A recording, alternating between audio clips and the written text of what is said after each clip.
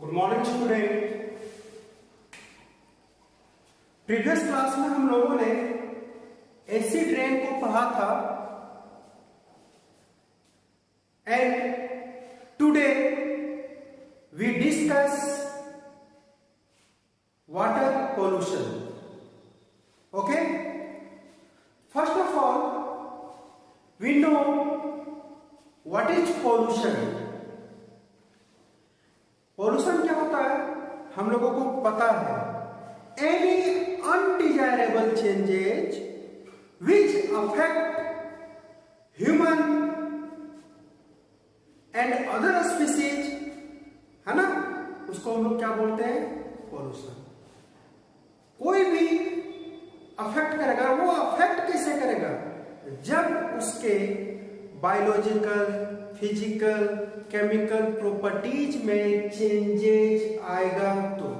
तो उसी तरह अगर वाटर के physical, chemical and biological property में चेंजेज आएगा एंड देन वाटर जो है वो अगर हम लोगों को अफेक्ट करेगा, क्या बोलेंगे कि वो वाटर पॉल्यूटेड है ना, and that is called water pollution.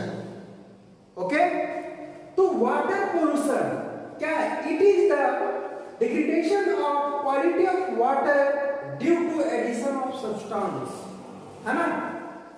इसमें क्या हो जाएगा, वाटर का क्वालिटी जो है वो नीचे चला जाएगा, वो गिर जाएगा, है ना। तो उस कंडीशन में हम लोग क्या बोलेंगे कि ये वाटर जो है वो पॉल्यूट कर गया, है ना, पॉल्यूटेड हो गया। ओके, और उसमें क्या जुड़ सकता है, तो inorganic, organic and biological substance. ठीक है, इनऑर्गेनिक सब्सटेंस आ सकते हैं वाटर में, ऑर्गेनिक सब्सटेंस आ सकते हैं, बायोलॉजिकल सब्सटेंस आ सकते हैं, रेडियोलॉजिकल सब्सटेंस आ सकते हैं। इन सारे सब्सटेंस के एडिशन के कारण वाटर का क्वालिटी जो है या प्रॉपर्टी जो है वो चेंज कर जाएगा और वो जो है वो ऑर्गेनिज्म को, ह्यूमन को अफेक्ट करने लगेगा। That is called pollution. Okay, अगर देखा जाए कि वाटर पोल्यूशन, वाटर को पोल्यूटेड करने वाले पोल्यूटेंट जो है उसको अगर कैटेगरी वाइज बांट दिया जाए तो हम लोग देखते हैं कि water pollutant belong to 3 categories, 3 category से बिलोंग करते हैं। फर्स्ट क्या है, biological, second chemical and third physical. First क्या है, बायोलॉजिकल, सेकंड केमिकल और थर्ड फिजिकल। बायोलॉजिकल में क्या है, बैक्टीरिया, वायरस, है ना।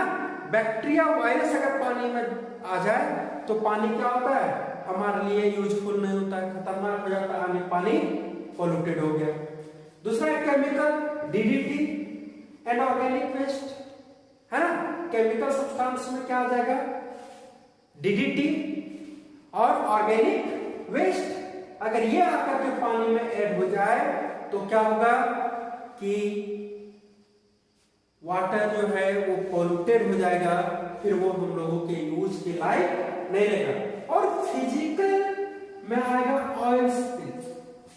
ठीक है, ये क्या होता है, अगर पानी में तेल आ जाए तो वो क्या करता है, एटमॉस्फेरिक ऑक्सीजन का कनेक्शन वाटर के लेयर से खत्म कर देता है, और जिसके कारण क्या होता है, एटमॉस्फेरिक ऑक्सीजन जब नहीं मिल पाता है वाटर में, नहीं घुल पाता है, तो वहां पे ऑक्सीजन की मात्रा कम हो जाती है, जिसके कारण वाटर में रहने वाले ऑर्गेनिज्म डेड कर जाते हैं। तो ऑर्गेनिज्म को अफेक्ट किया, यानी वो भी वाटर क्या हो गया, पॉल्यूटेड हो गया। ओके, अब हम लोग देखेंगे सोर्स ऑफ वाटर पोल्यूशन। आखिर ये 3 कैटेगरी में बांटे, चलिए ठीक है। इसका सोर्स का आता कहां से है ना। तो वाटर पोल्यूशन का सबसे बड़ा जो सोर्स है ना, वो अगर हम लोग देखा जाए तो industrial waste and municipality waste, है ना, डोमेस्टिक वेस्ट जिसको हम लोग बोलते हैं, ये 2 सबसे इंपॉर्टेंट है। इसके अलावा सॉइल इरोशन के द्वारा क्ले जो बनता है ना, वो भी मिट्टी में, तो वो मिट्टी जो है वो पानी में गया तो वाटर वहां से भी पॉल्यूटेड होता है। फर्स्ट है clay and silt from erosion, दूसरा municipality waste, industrial waste water and surface runoff. ये जो है ये आपका सोर्स है वाटर पॉल्यूशन का। इसके अलावा भी है ना, ये आखिर आता है कैसे पॉल्यूशन करता है ना। जैसे हम लोग बात करेंगे डोमेस्टिक सीवेज, डोमेस्टिक वेस्ट और इंडस्ट्रियल इफ्लुएंट का, ओके। तो ये क्या करता है, ये जो है कैसे वाटर को पॉल्यूटेड करता है।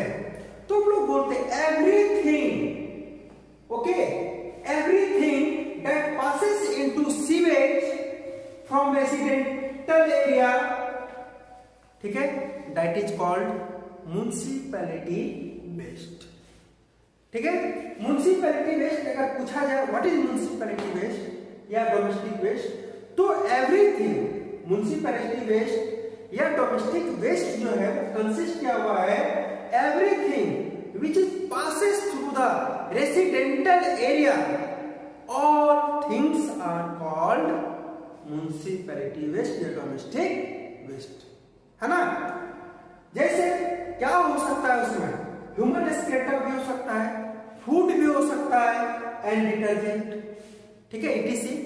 ये सारा कुछ जो है आपका डोमेस्टिक वेस्ट के अंतर्गत आएगा। उसी तरह अगर इंडस्ट्रियल इफ्लुएंट की बात करें तो इंडस्ट्री से निकलने वाले सारे चीज को हम लोग इंडस्ट्रियल इफ्लुएंट बोलते हैं, है ना। और ये जो है क्या करता है, वाटर को पॉल्यूटेड करता है। अगर हम लोग देखें तो only 0.1% municipal waste water consist of sewage.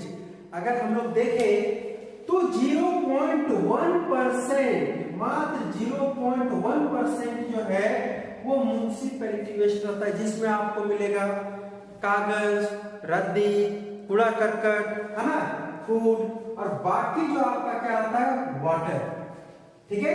तो only 0.1 municipality waste water consist of sewage, okay. 0.1 waste रहता है जो कंसिस्ट करता है क्या आपका sewage, okay, sewage. Domestic waste primarily contain biodegradable organic matter which readily decompose. और डोमेस्टिक सीवेज जो रहता है वो कंटेन करता है, क्या कंटेन करता है, बायोडिग्रेडेबल ऑर्गेनिक मैटर, ठीक है, और वो इजीली डिकम्पोज कर जाता है।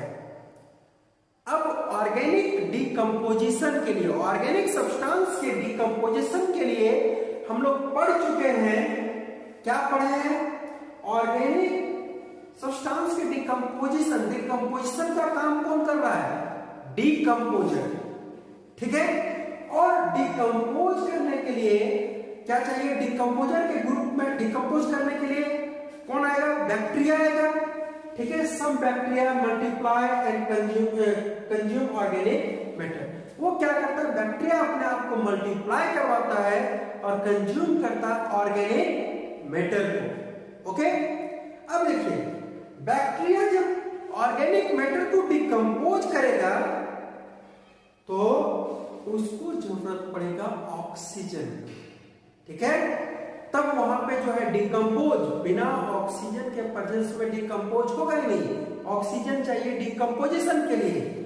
तो अब वाटर में जो है ऑक्सीजन चाहिए डिकम्पोजिशन के लिए, तो हम लोग एक टर्म देखते हैं BOD, बायोलॉजिकल ऑक्सीजन डिमांड, यानी डिकम्पोजिशन के लिए, ठीक है, जो ऑक्सीजन चाहिए उसी को बोलते हैं क्या, BOD, बायोलॉजिकल ऑक्सीजन डिमांड। भी आई है, इसका फुल फॉर्म पूछता है।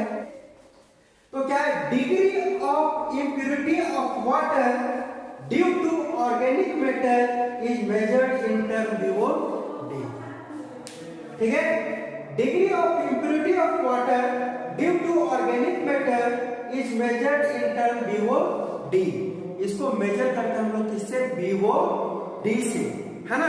क्यों, क्योंकि वो जो इम्प्योरिटी है उसको डिकम्पोज होगा ऑक्सीजन के प्रेजेंस में। ठीक है, ऑक्सीजन चाहिए किसके लिए? डिकम्पोजिशन के लिए। ओके, तो बीओडी क्या? 1 litre of water at 20 degree Celsius for the micro organism to metabolise organic waste. ठीक है, 1 litre of water at 20 degree Celsius temperature पे माइक्रो ऑर्गेनिज्म मेटाबोलाइज करता ऑर्गेनिक वेस्ट को, और उसमें ऑक्सीजन का रिक्वायरमेंट होता है। उसी को हम लोग बोलते हैं क्या? बीओडी। ऑर्गेनिक वेस्ट का मेटाबॉलिज्म के लिए, उसको डिकम्पोज करने के लिए जो ऑक्सीजन का रिक्वायरमेंट होता है वो आपका क्या कहलाएगा? BOD, biological oxygen demand. और ध्यान रखिएगा ये आइडियल टेम्परेचर है 20 डिग्री सेल्सियस। ओके, तो क्या है, अगर हम लोग बीओडी को इंक्रीज करेंगे, ठीक है, बीओडी बायोलॉजिकल ऑक्सीजन, तो पॉल्यूशन बढ़ेगा। अगर बीओडी इंक्रीज कर रहा है, बीओडी इंक्रीज कर रहा है, ऑक्सीजन का डिमांड बढ़ रहा है, तो समझ जाना है कि वाटर क्या है? पॉल्यूटेड है। पॉल्यूशन जो है वो भी क्या करेगा? इंक्रीज करेगा। ओके, उसी को एक हम लोग ग्राफ के द्वारा देखते हैं, है ना। ये क्या है?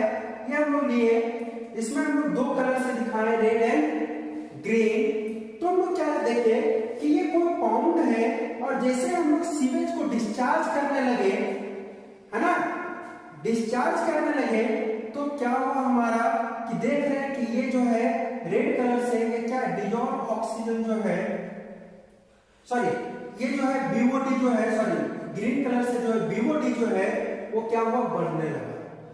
ठीक है, हम लोग जैसे ही इसमें डिस्चार्ज करने लगे, क्या सीवेज को डिस्चार्ज किए, ये बीओडी बढ़ने लगा। ये क्या इंडिकेट करता है कि बीओडी बढ़ने लगा, ऑक्सीजन का डिमांड बढ़ने लगा। क्यों? सीवेज को डिस्चार्ज किए थे, यानी पॉल्यूशन बढ़ने लगा। ओके, सीवेज डिस्चार्ज के पॉल्यूशन बढ़ा, तो आपका बीओडी, ये क्या है? बीओडी ये भी क्या हुआ? बढ़ गया।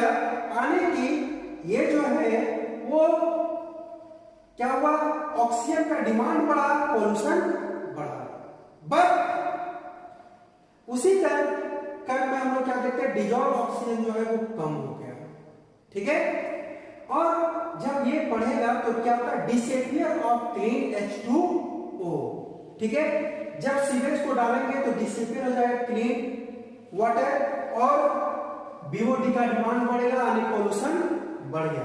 लेकिन जब हमको पता चला कि सीवेज जो डिस्चार्ज कर रहे हैं और पॉल्यूशन बढ़ रहा है, क्लीन वाटर गायब हो गया, तो हम लोग बंद कर दिए क्या? डिस्चार्ज करना। तो हम लोग क्या देखते हैं कि ये डिजॉल्व ऑक्सीजन बढ़ गया, और इस कंडीशन में बीओडी जो है वो क्या हो गया?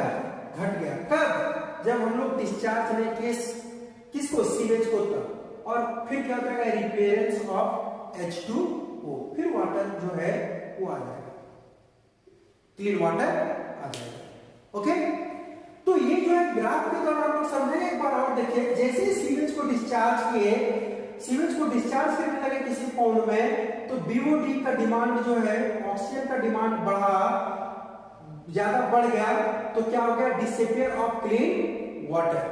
और जैसे ही ये कम हुआ, हम लोग जो है इसको डिस्चार्ज नहीं किए, तो बीओडी जो है वो नीचे हो गया, और वही डिजॉल्व ऑक्सीजन बढ़ गया। ओके, तो इस ग्राफ के द्वारा इसको समझना है थोड़ा सा।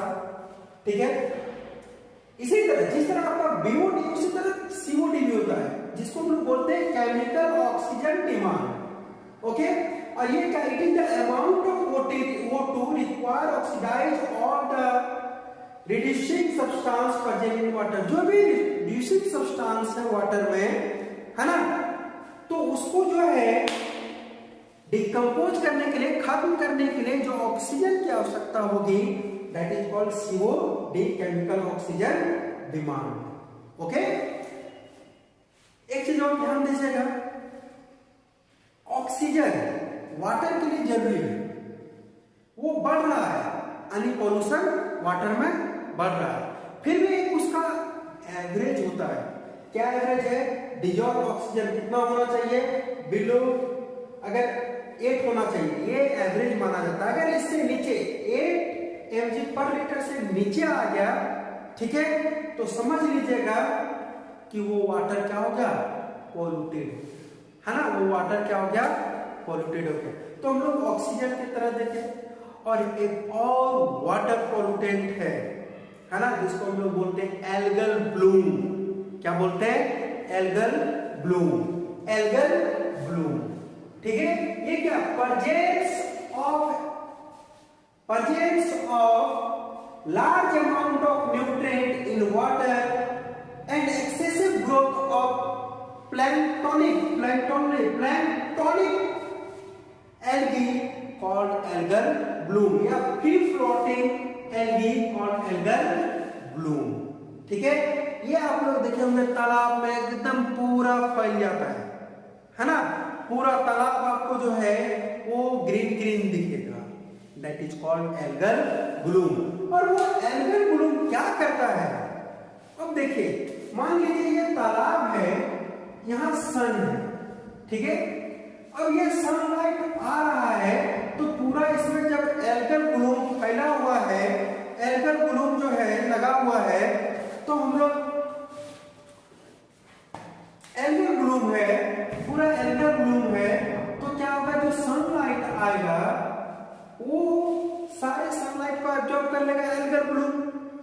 अब वो एल्गल ब्लूम जो है वो सनलाइट को अंदर जाने नहीं दे रहा है, तो अंदर में जो फाइटोप्लैंक्टन है, फाइटोप्लैंक्टन वो जो है कैसे जिंदा रहेगा, उसको वो फूड कहां से बनाएगा, नहीं बना पाएगा।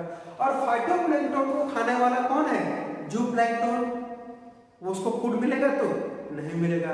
और जूप्लैंक्टन को कौन खाता है, स्मॉल फिशेस, तो स्मॉल फिश को खाना मिलेगा, नहीं मिलेगा। और स्मॉल फिश को कौन खाता है, लार्ज फिशेस, तो उसको भी खाना नहीं मिलेगा। पूरा इकोसिस्टम डिस्टर्ब हो गया, है ना, पूरा इकोसिस्टम डिस्टर्ब हो गया, तो एल्गल ब्लूम, तो अब डिस्टरबेंस आया, दैट इज कॉल्ड पोल्यूशन। तो एल्गल ब्लूम भी पोल्यूशन काउज करता है, ओके। तो हम लोगों ने देखा वाटर पोल्यूशन क्या होता है, कितने पोल्यूटेंट को कितने कैटेगरी में बांटा गया, उसका सोर्स क्या है, ठीक है। तो आज के लेक्चर में इतना ही, धन्यवाद।